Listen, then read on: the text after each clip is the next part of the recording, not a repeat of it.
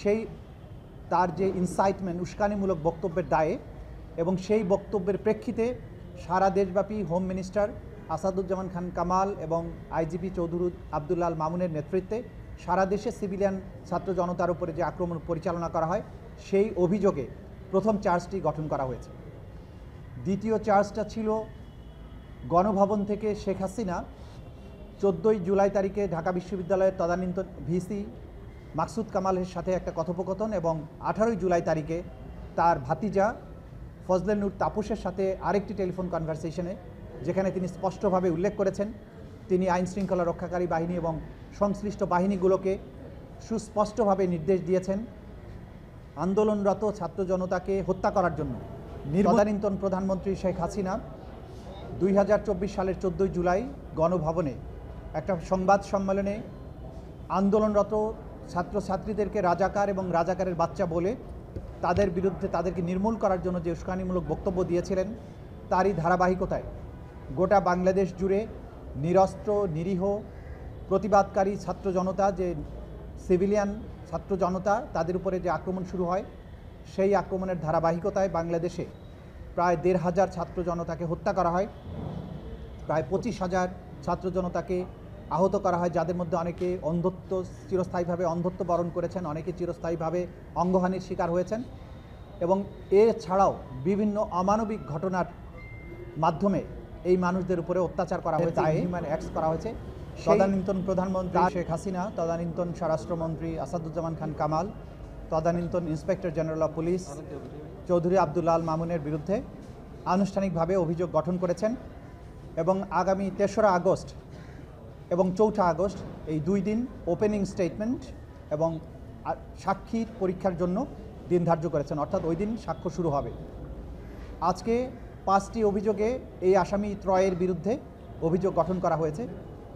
Charge number 1 হচ্ছে তদানীন্তন প্রধানমন্ত্রী শেখ হাসিনা 2024 সালের 14ই জুলাই গণভবনে একটা সংবাদ সম্মেলনে আন্দোলনরত ছাত্রছাত্রীদেরকে রাজাকার এবং রাজাকারের বাচ্চা বলে তাদের বিরুদ্ধে তাদেরকে নির্মূল করার জন্য যে উস্কানিমূলক বক্তব্য দিয়েছিলেন তারই ধারাবাহিকতায় গোটা বাংলাদেশ জুড়ে নিরস্ত্র নিরীহ প্রতিবাদকারী ছাত্র জনতা যে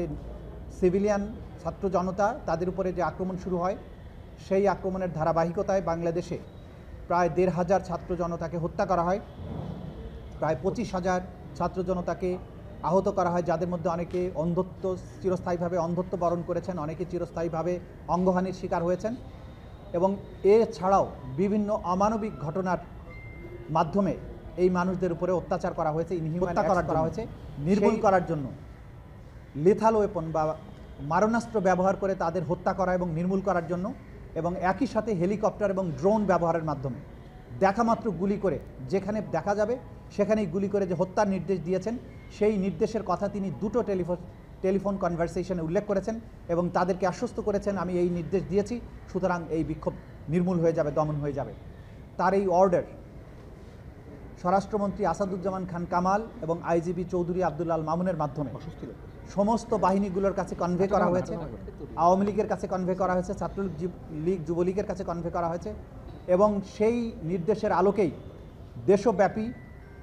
জুলাই এবং আগস্টে 1,500 ছাত্র জনতাকে হত্যা করা হয়েছে, 25,000 মানুষকে আহত করা হয়েছে, যাদের মধ্যে চিরস্থায়ীভাবে অন্ধত্ব বরণ, চিরস্থায়ীভাবে অঙ্গহানি সহ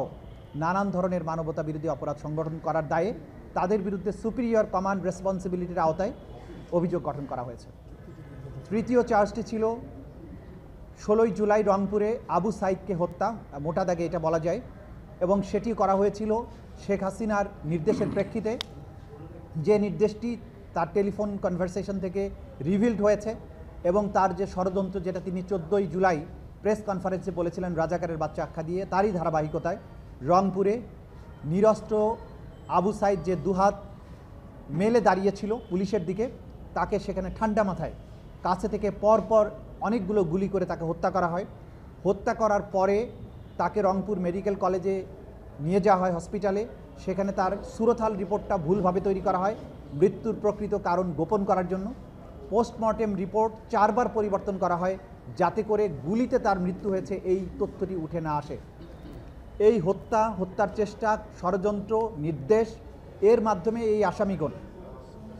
এই আসামিগণ তাদের সুপিরিয়র স্ট্যাটাস ব্যবহার করে রংপুরের পুলিশ প্রশাসন এবং অন্যান্য আইন শৃঙ্খলা রক্ষাকারী বাহিনীকে এবং আওয়ামী লীগ, যুবলীগ এবং বিশ্ববিদ্যালয় প্রশাসনকে ব্যবহার করে সেখানে আবু সাইদকে গুলি করে হত্যা করার মাধ্যমে যে মানবতা বিরোধী অপরাধ করেছেন সেই দায়ে তৃতীয় অভিযোগটি গঠন করা হয়েছে। চতুর্থ অভিযোগটি ছিল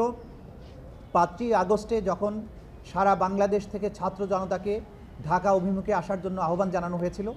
সেই আহ্বানে সাড়া দিয়ে সারা দেশ থেকে ছাত্র জনতা ঢাকা অভিমুখে যখন রওনা দেন,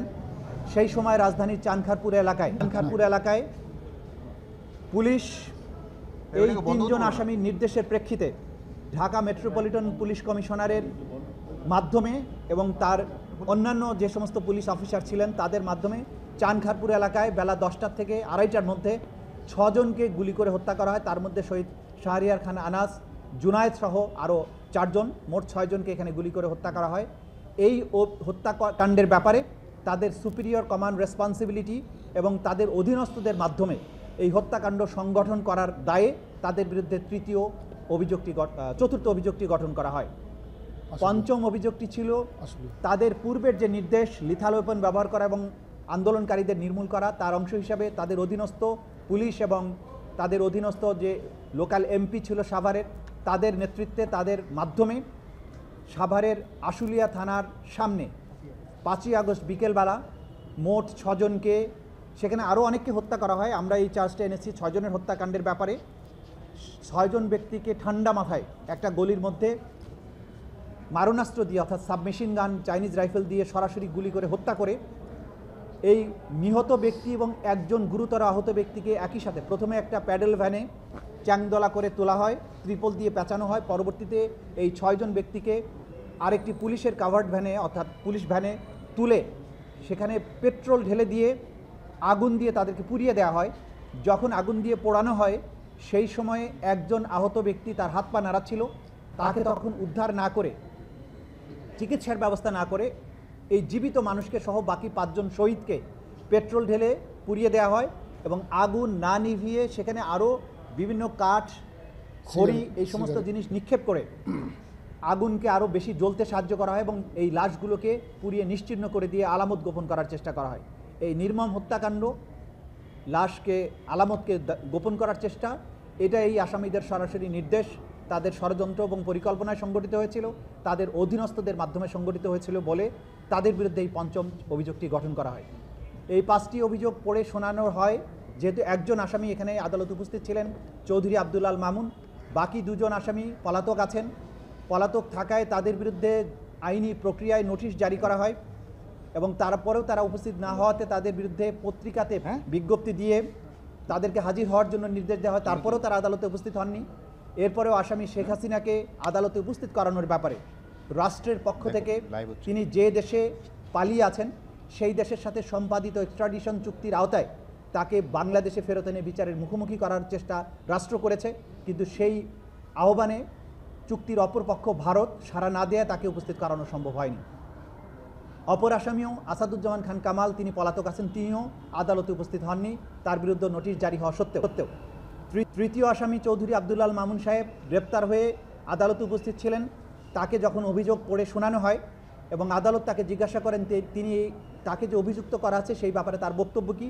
তিনি তার দোষ স্বীকার করেছেন এবং তিনি বলেছেন তিনি একজন সাক্ষী হিসাবে